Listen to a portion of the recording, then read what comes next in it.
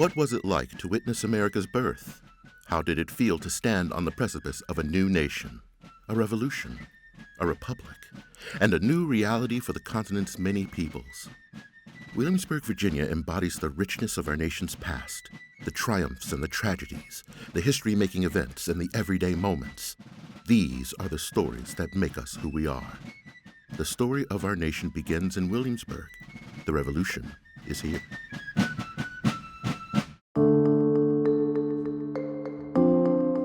For 81 years, Williamsburg was the capital of Virginia, the largest, most populous, and wealthiest British North American colony. People of all kinds came together in Williamsburg. Lawmakers like George Washington deliberated at the Capitol building. Governors negotiated with native diplomats at the palace. America's first Black Baptist church assembled here. The city swelled when the colony's courts were in session. Enslaved people sued for freedom. Women fought for property. And criminals faced trial, including the crew of the infamous pirate Blackbeard. Virginia's wealth came largely from tobacco, which enslaved people planted and harvested. The labor of enslaved men and women powered the colony's economy and financed Williamsburg's grand homes, beautiful gardens, and stately public buildings. Over time, protests arose against British rule. The city's presses churned with controversy. Its taverns rumbled with discontent.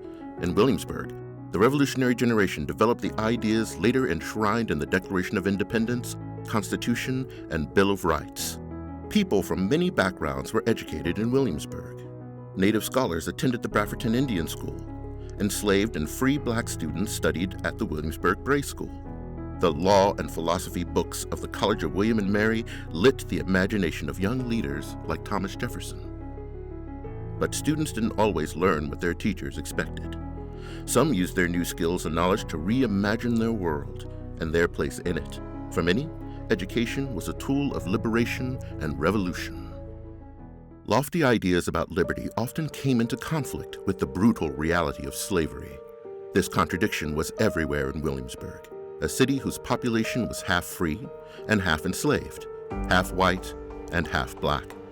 In Williamsburg, Virginia, leaders debated and passed laws that codified racial slavery, but enslaved people resisted them.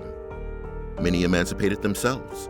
During the Revolution, some joined the British Army, after the royal governor, Lord Dunmore, promised them freedom in return.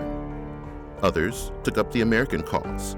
One enslaved man named James spied for the Marquis de Lafayette in 1781, helping the rebels win the Battle of Yorktown and eventually leading to his emancipation. Freedom meant many things in Williamsburg, from Patrick Henry's fierce attack on the Stamp Act to the creation of the Committees of Correspondence, which organized intercolonial resistance. Bold actions in Williamsburg inspired other colonies to defy Britain. Assembled in the Williamsburg Capitol in May 1776, a revolutionary convention instructed the colony's delegates to propose American independence. As a result, Virginian Richard Henry Lee was the first to propose to the Continental Congress that these united colonies are, and of right ought to be, free and independent states. For decades, Colonial Williamsburg has worked to uncover the complete story of the city's revolutionary community, helping millions of visitors learn from our past.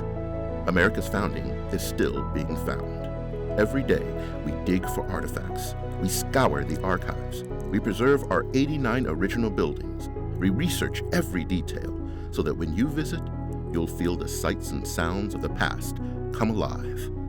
Who will you talk to? What questions will you ask? With Colonial Williamsburg, the past answers back.